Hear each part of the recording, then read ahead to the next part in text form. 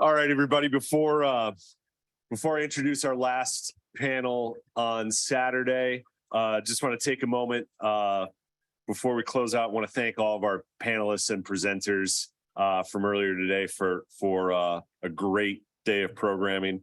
Also want to thank Baseball Reference for being the supporting sponsor of this afternoon's session. As a reminder, we're back here tomorrow, 8:15 a.m. local time for our networking coffee talk. We'll be joined by MLB executive Ari Kaplan and MLB player agent, Oscar Suarez. Quick note, everyone else changes their clocks overnight tonight. We do not do that in Arizona. So when you wake up tomorrow, it will still be Mountain Standard Time. However, it will also mean that Mountain Standard Time is the same as Pacific Daylight Time. So don't change your clocks, trust your phone, and we will start everything at 8:15 for networking coffee talks and 9 a.m. for the general session.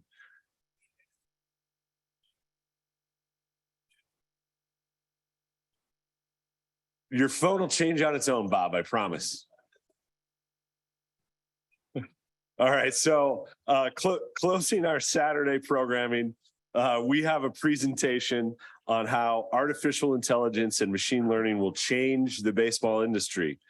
Our presenters were offered the opportunity to share this baseball information at a certain conference a week ago, but agreed to come here instead, which we appreciate. Joining us today are David Loving, machine learning engineer at Sage, Stuart Neilson, data scientist at Citi, Brian Hall, founder of Tidal Quantitative Research, and our moderator is Allison Levin of Webster University. When the panel concludes, Allison and Brian will also, who are co-chairing SABR's Artificial Intelligence and Machine Learning Research Committee, are going to discuss a project that the committee is leading moving forward. So, Allison? Oh, Brian's going to start. Terrific.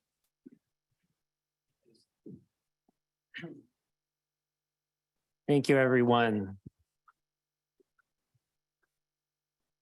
So before we start talking about artificial intelligence, I'd like to start about the human mind. So here's an easy question for the human mind. A bat and a ball together cost $1.10. The bat costs $1 more than the ball. How much does the ball cost? You don't have to shout out the answer, just think about it in your mind.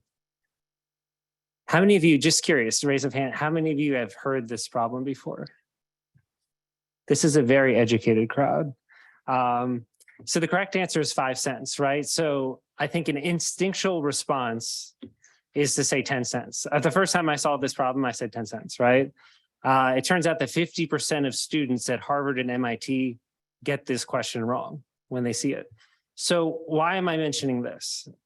Because actually teams are implementing this kind of thinking. Actually, the New York Times had an article about this 2 years ago, speaking about the Astros and the Orioles, about how we have to protect against our cognitive biases, right? We have to set up systems so that we can actually make optimum decisions without convincing ourselves, yeah, I've got the right answer. I know exactly what to do, right? So let's talk about a question that's a little bit more overwhelming to the human mind, right? That was a very simple math problem. The problem is now in sports and data as well, and baseball as well, there's been an exponential growth in data, right? We've come a long way since Henry Chadwick, and there's a lot of different new information being collected every year in every sport. So the problem is, if we are so easy to make mistakes with very simple decisions, how do we not make mistakes with very complex decisions, with a lot of information coming in for a sports team? Luckily, the growth in computing power has kept up with the big data revolution. Now, this slide, I talk about the impossible war. It's human intelligence versus artificial intelligence. Why is it an impossible war? Well, the problem is, in order for us to gain more intelligence, it's a process of evolution over millions of years, right? Today, we are kind of bound in our CPU and our memory our cognitive capacity based on biology genetics, right? Machines don't have that problem, right? AI every year gets stronger, more efficient. It can, a computer can network with other computers to turn into a supercomputer. And now with machine learning, it can learn over seconds, right? So this is a recent breakthrough, artificial intelligence and machine learning, that has made the big data revolution of the past 20 years possible. So here's a question for the audience. What are examples of how AI is being used today in baseball? I know there's a lot of people who've used it in, maybe have used it in talks in this conference or during their day job. But what are some ways AI could be used in baseball? Pricing to extract as much money out of. That is a great response. Maybe not that political, but yeah, it could. People don't realize, but like a lot of pricing is done by algorithms these days across many different industries, right? It has nothing to do with sports. It's just a way to optimize revenue. What's another way that AI could be used today in baseball? Even signs. Yes, actually, the days of the trash can banging are coming to the close, right? Like, it's a very advanced system we have now. And I don't know if there's a famous YouTuber that my son watches. I forgot what his name is, but he basically, him and his friend from Google spent the weekend building an artificial intelligence sign stealing device on his phone. And it took like 2 days, right? That's just a random YouTuber doing it, right? So this is very powerful technology. How much money to spend to buy a pen? How much what? How much money to spend on talent? Yes, you could use it for optimizing, I guess, your valuation metrics, right? There's a lot of problems it could be used on. Well, another question is, what are examples of how AI will be used in the future in baseball?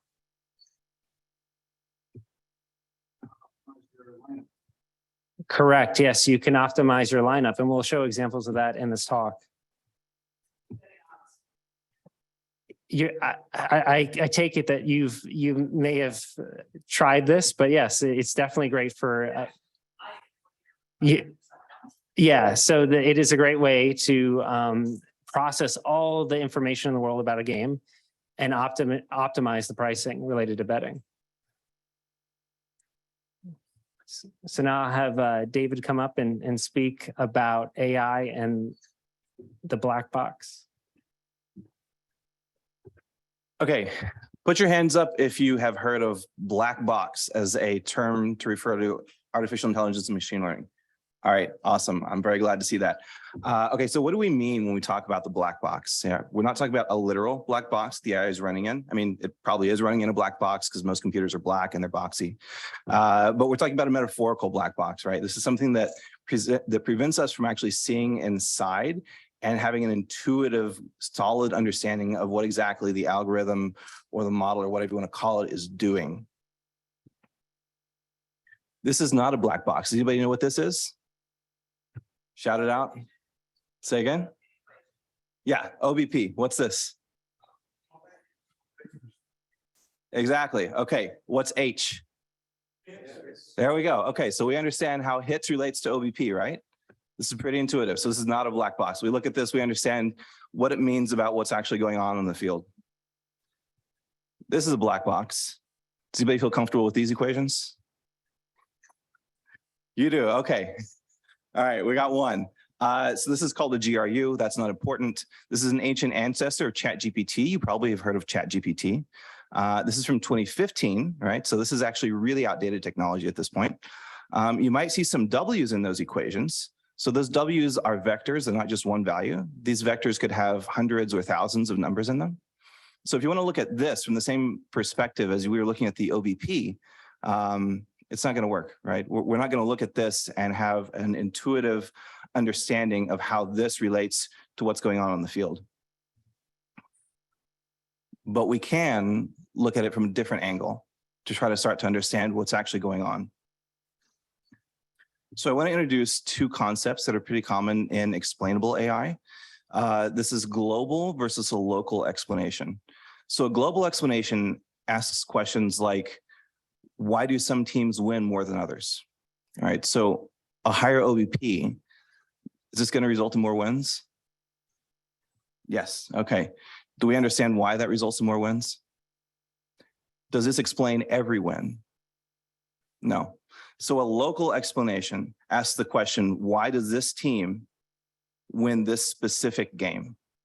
Why does this lineup have a better chance of winning versus this other lineup?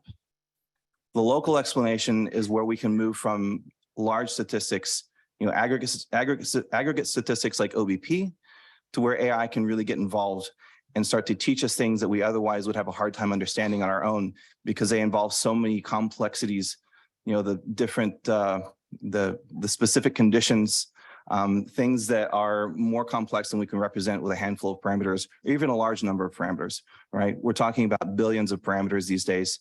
ChatGPT is something like in the hundreds of billions. There are larger models than that, and they're growing. So how do we come up with these local explanations? So the idea is, let's say we have an AI that can predict win probability. This is something I think that we'd all be interested in. So what we'll do is we'll put a lot of permutations of the same game through that AI, and it will learn. It'll say, okay, so if we swap out these two players, what effect does that have on the win probability? What if one player is having a bad day? What if one player is having a really good day? What if some trades were made? What if somebody gets injured? We'll run these thousands or millions of permutations through the AI, and it will start to identify what are the aspects that consistently have an impact on that win probability. These are the things that the AI is telling us we need to focus on. What do we do with that? Well, it's pretty simple. This tells us what are the strengths and weaknesses of our opponents. This lets us do what ifs, right? We can make those lineup changes and see how does that actually affect what's going on. Which lineup changes should we prioritize? We can create robust long-term strategies because we can look at an individual game, but we can look at every single game that we're expecting to be playing in the season. We can look at what changes our opponents might make in the season and see how that affects our likelihood of success. We can accurately value an individual player's contribution to our team. So if we're considering a trade, we can understand contextually how that player will contribute to our team versus how they might be contributing to a different team. And now I'm going to hand this off back to Brian. So, I mean, this is kind of interesting stuff, right? It sounds a little bit like science fiction. So how is this even possible, right? So let's put this all in context. Like in 1997, a long time ago, Deep Blue has dominated human chess grandmasters, right? But since 2016, AlphaGo defeated the greatest Go player in the world. And that was a feat that many people thought would not be possible. It was just too complex for a computer. Go was just a very complex game compared to chess. And I think, probably many of you know in the room that AI has also defeated champions in esports and poker, even in cooperative settings, right?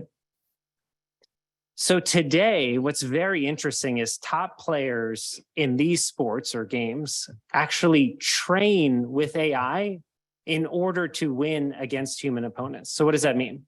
So Magnus Carlsen, the top chess player in the world, he has to go in and see how does a neural network move in certain situations, because if he doesn't learn those moves, a human that is less, powerful could actually train with the neural network and deploy moves that he would not be able to win against. So essentially, it's transforming these different sports in a way that you're forced to learn what the AI thinks if you want to be a champion in these areas. So this led an inspiration for the research project that we had. And the idea was, if AI can reveal how to win across games, shouldn't it do the same in any sport? So we created, in a collaboration that originated at Harvard University, a system called AlphaPlay. And it actually works on all the leagues that you see above. It works on any sport with data. Last week at Sloan, we presented it with the other sports to teams there and leagues, but we held back the MLB specific examples for today. So how does it work? Essentially, we're harnessing that rich data that is growing every year and the computing power that's now available. We then built an AI platform to basically break down every game to its fundamental quantifiable elements. You assess every possible lineup, compare every possible outcome. And we call this project Alpha Play, and it generates, in a sense, AI's thinking behind specific matchups between two teams, right? And from that thinking, you can use it to generate strategies, tactics, and opportunities. So I'm going to have Stuart come up and show a specific example, which is very interesting because it's what does AI think of the classic debate of which team is going to win, a good hitting team or a good pitching team? Right. So we picked an example game for that classic pitching versus hitting question. Game was played June 11th, 2021, New York Mets against the San Diego Padres. And on the mound that day, we had Jacob deGrom. So we had a question in an earlier presentation about how highly valued he should be in 2023, but this is 2021.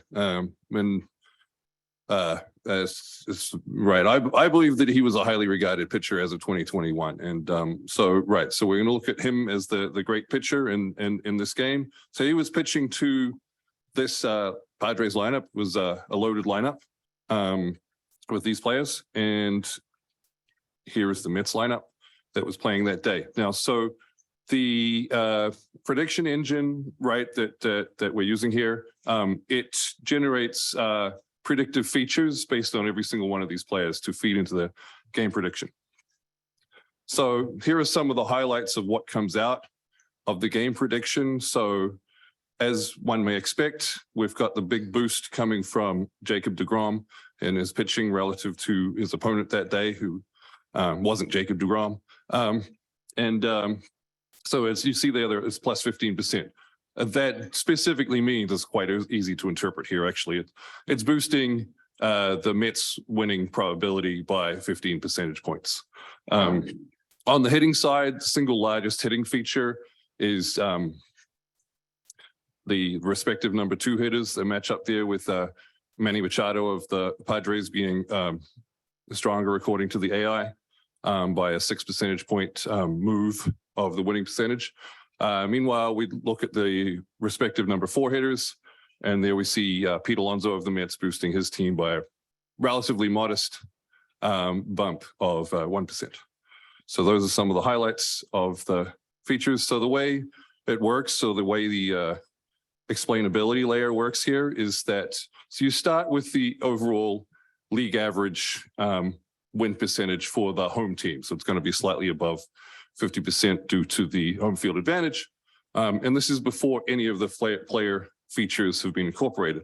And then the final result is going to be blue bar on the right-hand side, the overall predicted home team win probability according to the AI. And then you've got the specific player features. Green bars on this graph are boosts for the home team. Red bars on this graph are boosts for the visiting team. So the way it works, so it's built off of data and computing power, extensive data set. It's built off the history of Major League games, not from the very beginning, but many years worth. It is all public data that's being used here, right? With the It's actually baseball reference data to plug the sponsor of the talk. Right, and so then you break it down into the fundamental units to use into the prediction. Right, as some of us would say, you do have a process of feature engineering to build the features that will feed into the prediction. Player team metrics, attributes, batting and pitching, etc. Right, and the project's called Alpha Play, so it's a game prediction engine. Using artificial intelligence, and then layered on top of that is a explainability engine. So in order to not be a black box, in order to serve as useful for strategic purposes for making decisions. Right. So there are the specific features that we mentioned before, the boosts from the specific player features. So let's run it through specifically for this particular game. Right. So the AI has predicted a 66% win probability for the Mets. The Mets are the home team in this game. And then, right, as we mentioned before, the single largest player feature, right, is DeGrom's pitching. No surprises there with a 15% boost.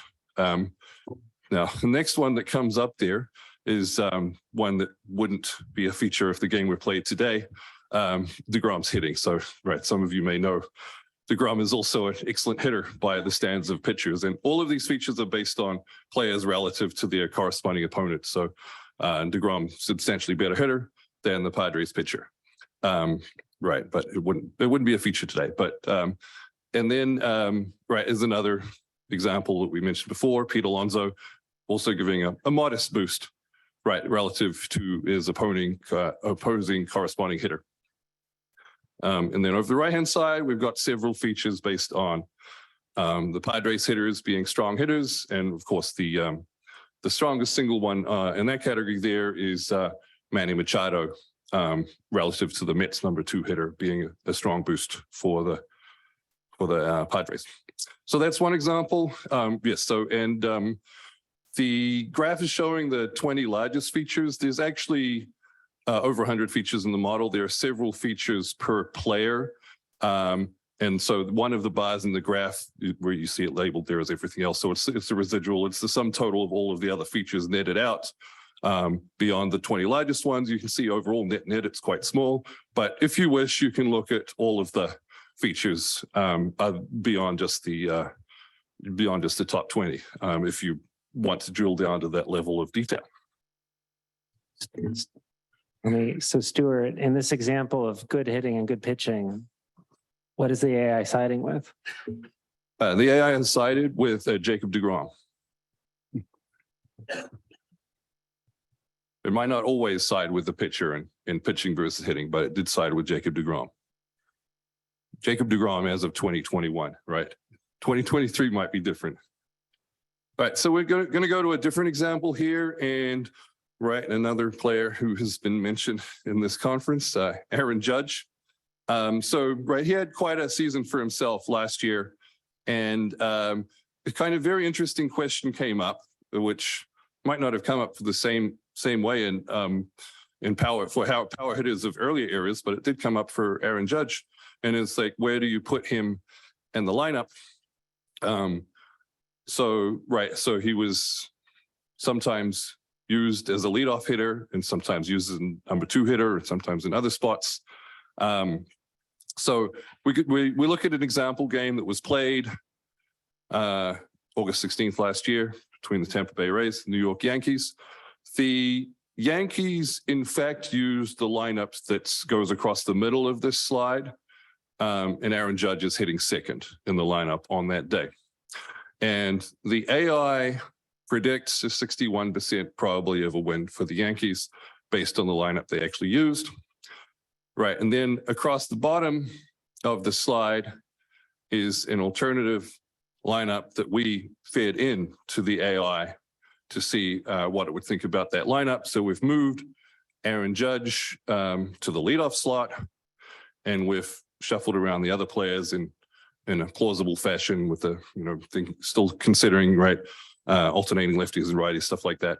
But it's a lineup with the same 9 guys, right? So we didn't substitute any players out of the lineup versus ones who are not in the lineup. So you run that through the AI, and it boosts the win probability for the Yankees from 61% to 63%. So it's a 2% move in win probability. Might not sound like a ton of difference, but you add that up over 162 games, it does end up being enough to affect the fate of your team. So something worth considering.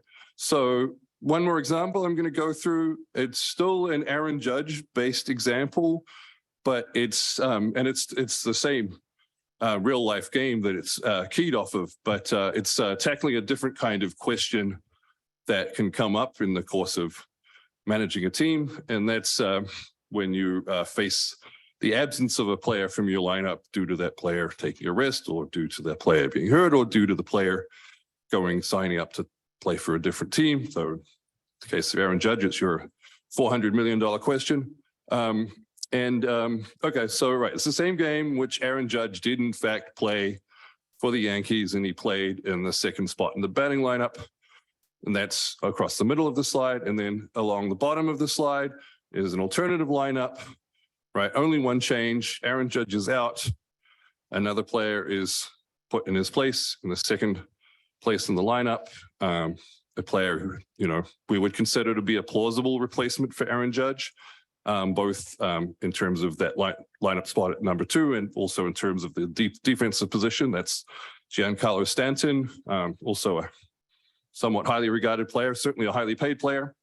Right, so but you can see there on the slide what the AI produced as a prediction for that alternative lineup. The Yankees win probably decreases by 3 percentage points relative to the real lineup, down to 58%. So it's 3% worse than the actual lineup, and it's 5% worse than the optimized lineup in which you would have put Aaron Judge in the leadoff spot. All right, and so that's it. So now I'm going to have Jean come on stage. I know many of you know him over the years from being at the conference. I know him from teaching at NYU. He just graduated from the data science graduate program there, and he helped put together a lot of these examples. So he has a really interesting example he wanted to show with the audience. Thank you. So Stuart just mentioned the possibility of Aaron Judge leaving the Yankees via free agency, right? But another big way of acquiring players is actually via trades. And we know last season during the trade deadline, the Padres made a series of blockbuster moves that really boosted their team and helped them in their postseason run. So this is one of the examples that we're going to study. We're actually going to take 2 games here to sort of compare the effects. So first game right here was played on July 2nd. So this is before the trades, right? The Padres were visiting the Dodgers at Dodger Stadium. This was a matchup between Yu Darvish and Tyler Anderson. And a few names I just want you to keep in mind in the lineup were Luke Voigt, Jorge Alfaro, Trent Grisham, and Jose Alzarcar. And on the Dodgers side, Justin Turner was in the lineup. So first, let's see how AI thinks about this game, right? So starting again from that 54% MLB home win rate, AI actually predicted the Dodgers with a 60% win probability for this game. Some of the important features it considered for the Dodgers were like Tyler Anderson and their bullpen being a strong pitching staff, Jake Lamb being a decent hitter for them last year, and Gavin Lux, you know, in that 9th spot is a real luxury for the Dodgers, kind of shows the depth that they have in their lineup. On the other side, we have, you know, Luke Voigt, Jake Cronenworth, Jurickson Profar. These are decent hitters that the Padres had. So this is boosting the win probability for the Padres. Hence the red bars. And in the middle, we have the everything else. Now, fast forward to after the trade, this happened on August 7. Again, this is the Padres visiting the Dodgers.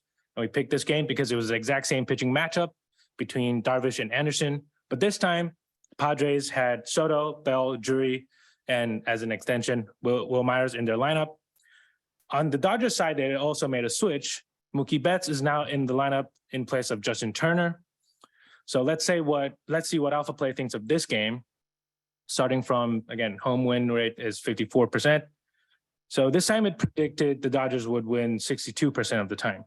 So hold on, is it saying that Padres made all those moves only to increase the Dodgers' chance of winning? That doesn't make any sense, right? So, right, exactly. So one of the important changes the Dodgers made is putting Mookie Betts back in their lineup, right? And AI recognizes that. Besides the pitching still being in favor of the Dodgers, AI sees Mookie Betts as the single most important hitter in the Dodgers lineup, and hence is boosting their chance of winning by a lot. We also had, again, Gavin Lux and Will Smith. These are good hitters. On the Padres side, the acquisition of Drury and Bell were very important. It did boost their chance of winning this game. And again, here we have everything else. But, you know, because of the presence of Mookie Betts, we couldn't really compare these 2 games side by side, right? So this is where we can leverage the what if function with an alpha play, where we could, you know, create our own lineup. So let's take this game and let's remove Mookie Betts, okay? We'll move these guys up and put Justin Turner back in. And for the sake of consistency, we'll flip Lux and Bellinger. So this is basically the same lineup as the July 2nd game, except that Joey Gallo replaces Jake Lamb. So let's see what Alpha Play thinks of this game. Now, without Mookie Betts, we have the Dodgers at a 56% win probability, right? So if you think about it, because they're the home team, you automatically expect them to win 54% of the time. Now they're only, a 2% favorite in this game.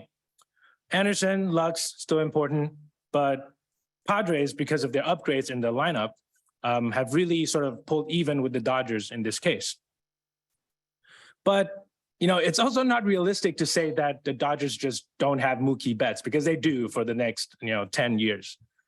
So what we ought to do is go back to that July game and see what's the starting point, right? Mookie Betts was in that game because he was on the injured list. He was activated the next day.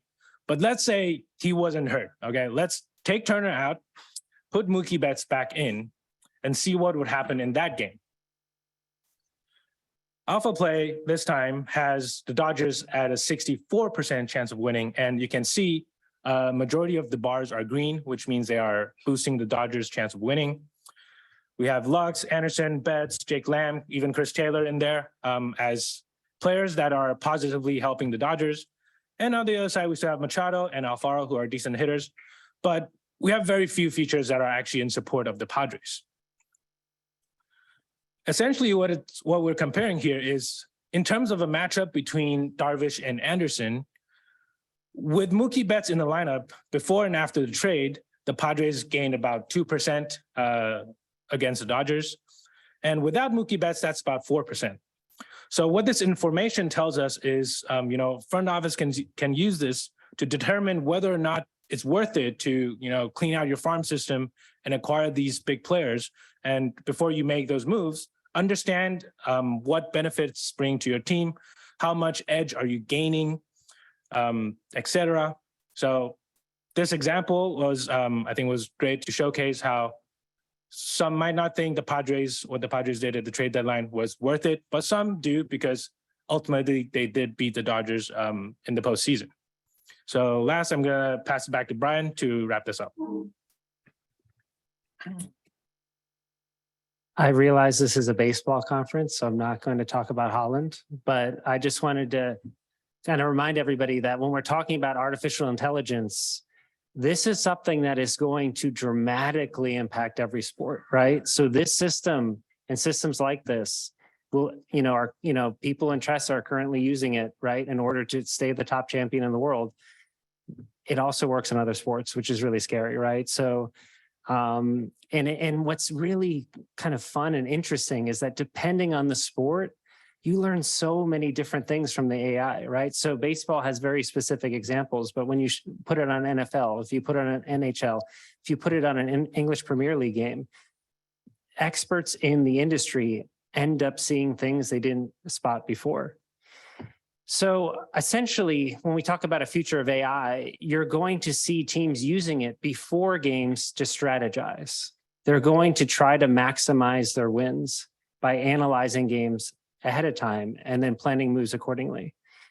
That could also allow, and this more applies to other sports, like coaching specific to mismatches between two teams, right? If you can determine that there's weaknesses and strengths in your opponent, then you can prepare for an upcoming match with the help of the AI, kind of seeing that pattern recognition, that data mining in your opponent. And then, of course, you can do in-game actioning, right? So systems like Alpha Play could be run instantaneously, right? So if a bullpen pitcher comes in, or there's a hitter ends up being substituted out, you can automatically update the output mid-game. And of course, we talk about the $400 million question, but I would kind of think that a team would want to use an AI system before they spend $400 million on a player. I mean, so it's basically going to be standard in the future. And again, Alpha Play is a research collaboration. It involves many different folks across different sports. But today, 4 of us ended up presenting the baseball specific model. But if you have any questions, you can just, contact me at Hall at NYU. You can also Google me, Brian Hall at NYU. I teach their AI classes and analytics classes. But, there's a lot of professionals in this room, and, they might be wondering, how do I fit in, or even students starting a career, like how do I fit in with this new AI revolution? And I think it's important to realize that these systems can be extremely helpful. And, I come from a finance background, finding alpha, right? Finding an edge, finding a way to dominate, right? And if you are able to use these systems, you can add value, right, in the profession. And ChatGPT has an interesting kind of mission statement. And part of it is make these AI systems more natural to interact with, right? Like you as a professional, you can bring your expertise into helping interpreting AI systems so that management and players can understand how to action on them. And now I'm going to turn it over to Allison, who is the co-chair of the new AI and Machine Learning Research Committee. Thank you, Brian, and thank you to everybody. If you have questions, please start thinking about them. As Brian mentioned, he and I are the co-chairs of the AI Machine Learning Research Committee at SABR. For those of you who are in the room, you most likely have a SABR membership. For those of you online, you probably also have one. Research committees are an incredible way to get involved with SABR, to build your resume, to find connections, to find networking opportunities. And we at the AI ML Research Committee are excited to announce we are the newest research committee. We're also ready to start our first major project, which is we are going to take this software and take it back even further. So what we are looking for is we are looking for people who want to help by collecting data, analyzing data, and learning how this AI and machine learning process works on the real level with us to build this program, as I said, looking backwards. So Brian, did you have something you wanted to add? Yeah, I think it'd be really great, the interaction with SABR, to like kind of turn this on historic games, like games with Babe Ruth playing. Like what if Babe Ruth was still in the Red Sox? Could they have overtaken the Yankees without a Babe Ruth, right? So it kind of opens up a whole new kind of angle to looking at historic games. And we really want to get involved with SABR to help them with their research and kind of use these new technologies. So if you are interested in research committees, particularly AI ML, feel free to come talk to me at the end of this session or email me. You can find me on the SABR website as a board of director, under the board of directors. We would love to have you if you have questions about other research committees. I'm also happy to help. We want you to feel you belong in SABR and you can get involved and get the networking, the research, and everything you need from us to help build your career. I'm going to move on to questions now, I think, for the group. We have one from Zoom, which is, would the AI be better if it had Hawkeye data or biomechanical data? Also, does AI only have capabilities on the coding within it that guides it? Yeah, so I think the examples that we showcase here, because obviously right now we're still on the outside, where we used actual stats from the past to test out these cases. But in reality, especially for MLB clubs to use these tools, they'd probably feed in their proprietary projection numbers, right? So things like their Hawkeye numbers could be readily available for them to use in the system. And I think that's one angle that's very powerful. Yeah, and just to add, I forgot to mention when I introduced Jean that he's joining the Brewers shortly. So just wanted to mention that. They're very lucky to have him. But also, like, the usefulness of this tool is it essentially takes all the data you want to analyze and tells you what's important, right? So instead of having that exponential curve to deal with and figure out which stat is more important, should I be using WAR? Should I be using ERA? Should I, whatever metric you want to use, this kind of puts it in the AI and then it kind of spits out what it actually thinks is important to winning a specific game against a specific team. Sorry, I just killed the screen share in trying to use the remote. I am guilty. I apologize. Are there any questions in the room? Oh, well, there's a lot of questions in the room. Let's go over on the left. noticed with historical data, you didn't look at this is the pictures of the parameters. Is that something you're thinking about doing, or would you actually incorporate it into the model? So it does incorporate, essentially, if a team was going to analyze an upcoming game, you wouldn't know the exact bullpen matchup. So you'd have to kind of put in your expectations of who's going to be utilized in the game. And, expectations of how many innings the starting pitcher would be in order to, kind of try to figure out, like, how am I going to strategize against a specific opponent? So that's how it works. So is that how, let's say, Machado performs against the bomb? It can include anything you want. I mean, the AI is extremely powerful. All right, I'm going to go back and forth a little bit here. We have a question of, does AI account for what ballpark, say, dimensions of the field, the weather, and other extraneous factors that can affect the outcome of a game? As mentioned before, it could take in anything. That's why the platform works on any sport. It's essentially able to tell you what's important and what's not. Yes. What was AI's prediction percentage of the Dodgers and Padres in the playoffs without Tatis playing? And what was the prediction of the Phillies? I have a comment after this too, of the Phillies winning, if the percentage of winning the pennant. And do you have any idea? I mean, we'll have to go back and look. We don't have those available at the moment. The reason I asked that question is, we're all here at SABR because we believe in analytics, but there's so many variables here that AI will never be able to capture these. And so it's silly in a way, because if you have a situation where, if you looked at that Padre Dodger series, the numbers and everything would tell you the Dodgers would win in 3 games. They didn't. So the variables are when there's a trade, how does that player get along with someone? How does he fit in the clubhouse? I mean, especially with 25 people. So I know that we should look at it, but I feel that it's never, it may be a small percentage, but there's a lot of other variables that baseball minds have to be aware of. And you can put in whatever variable we want to test it. So that's why the system's so powerful. And I wanted to say, you don't have to come up to the microphone. We're actually taking questions from anybody in the audience. So the next question I have from online is, can the AI calculate the value of the player and his value if he's playing with an injury? So did you understand that, or?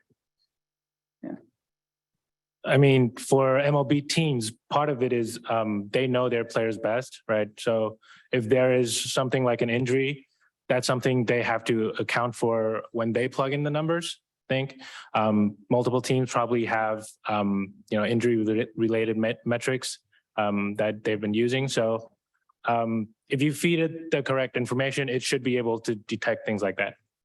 Yeah, what we're finding working with teams across different sports is the better the data you have, the more interesting the results, right?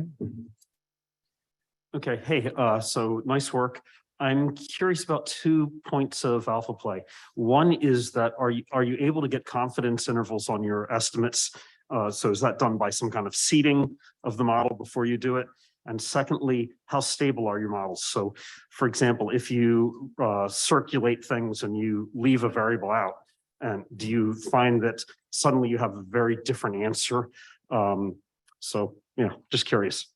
Yeah, I mean, I think you could probably see from the examples that there are certain, factors that are always going to be in there, right? Like DeGrom, Machado,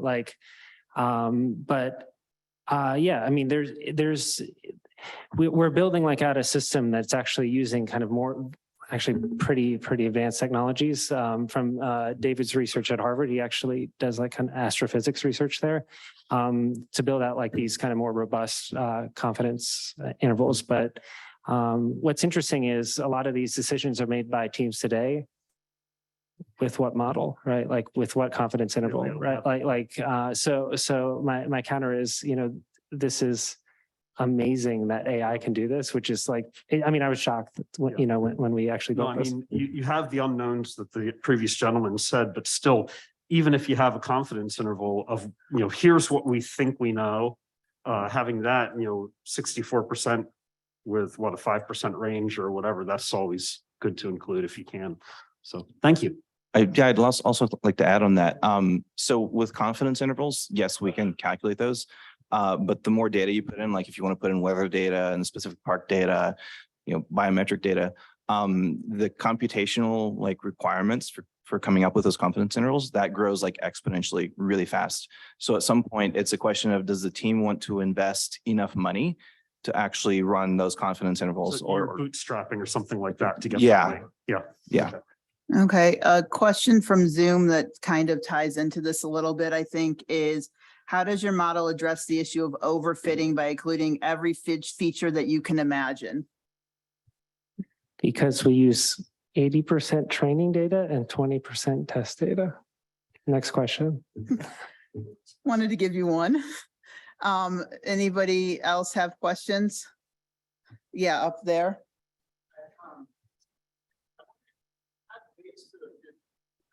Predictions without AI for a long time. You can take player projections, aggregate them, baseball perspectives, you can about that. You do that for every game, 538 do that for every game now. Then you compare your predictions that come from play, either the single game prediction with small ones with those other methods. So what's interesting is, I guess the metrics we're using are very different, right? So we're trying to actually use like a new technology, which is a local explanation.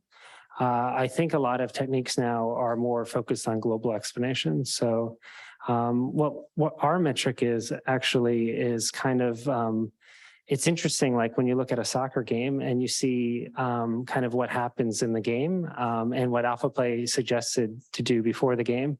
And you can see that, it's pretty crazy, but like, the once in a generation coach is kind of doing the recommendations AlphaPlay is doing. So it's like, is this coach kind of doing this pattern recognition in their head? Is it like this experience, this intuitiveness? So it's a really cool way actually to actually judge management, right? Are they effectively doing the strategies that are the natural strengths and weaknesses of a team?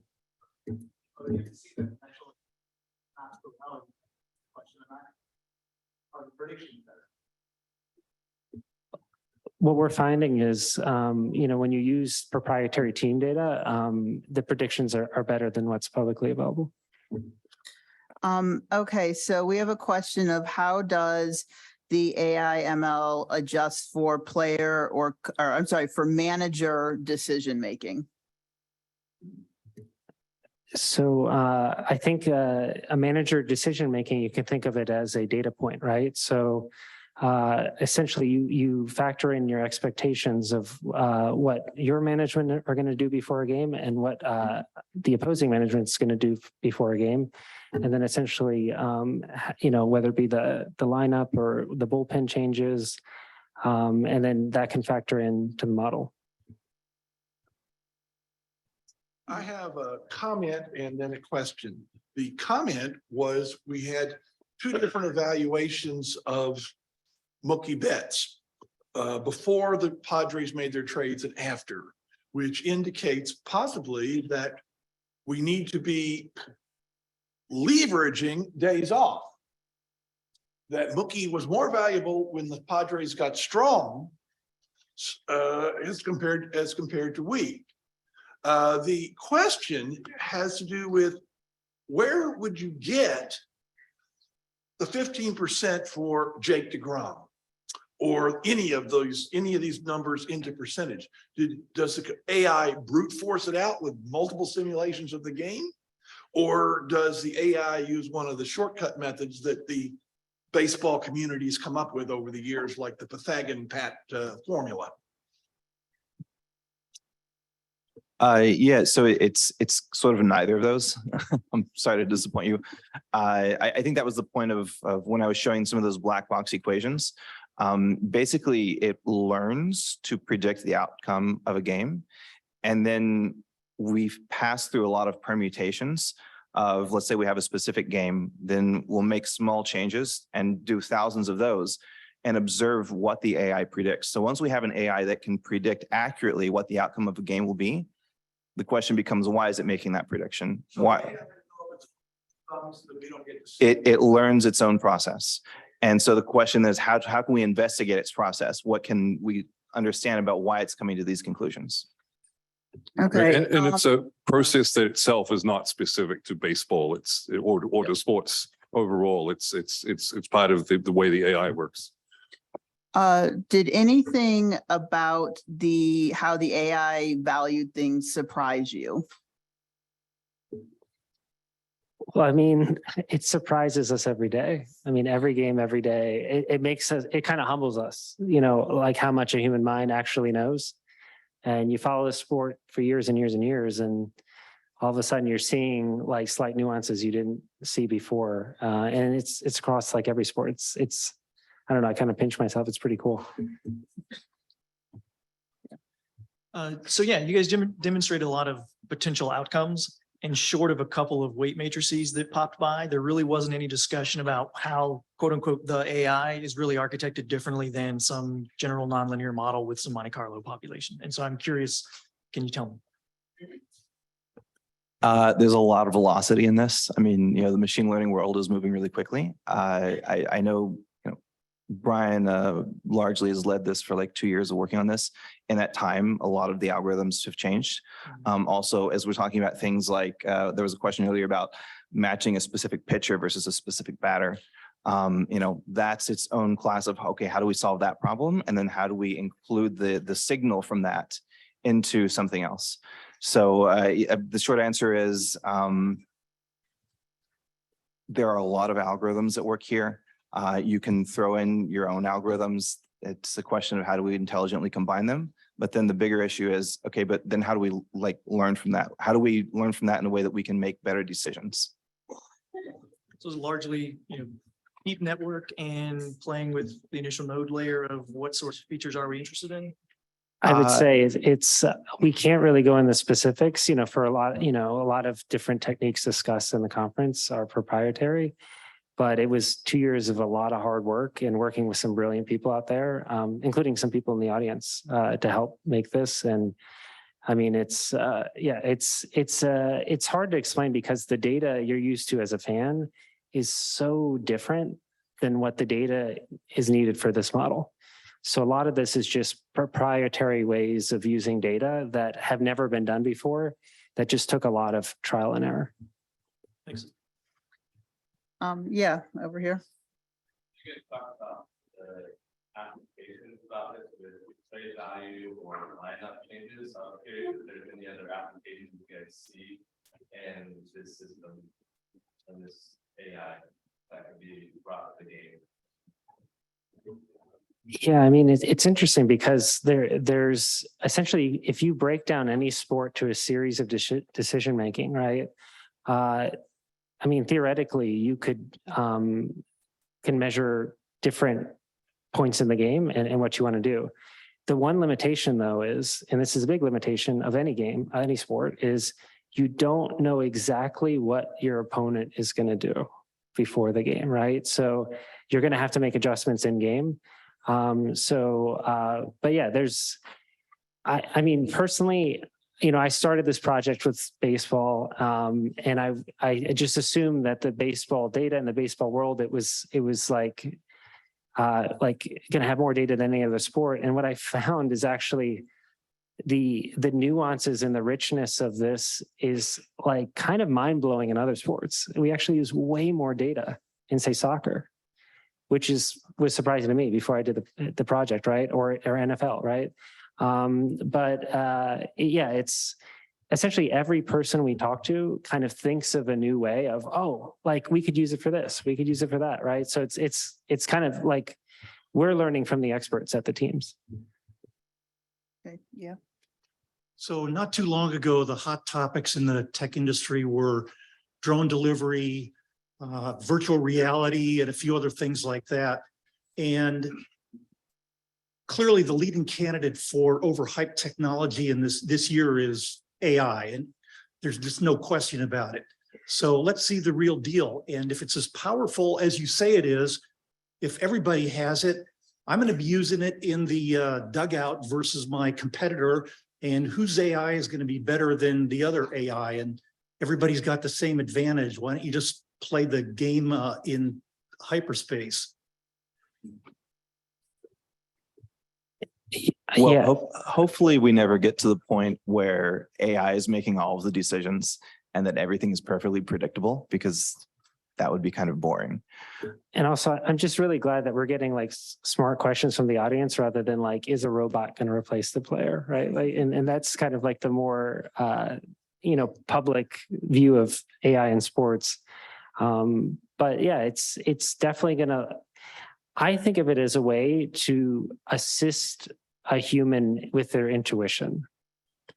So it's not like, let's just blindly follow the AI. Let's double check our strategies and how we're thinking and see how it actually works with the math running behind it, right? And so, but you're right, it could lead to kind of like an arms race with people trying to incorporate the latest and greatest. Yeah, Meredith. All right, this is a hypothetical, so go as far with it as you want. Considering things like sign stealing and cheating in general, do you think ultimately AI could be used to detect that stuff, not knowing what's being used, but an advantage happening that is a blip or shouldn't be there?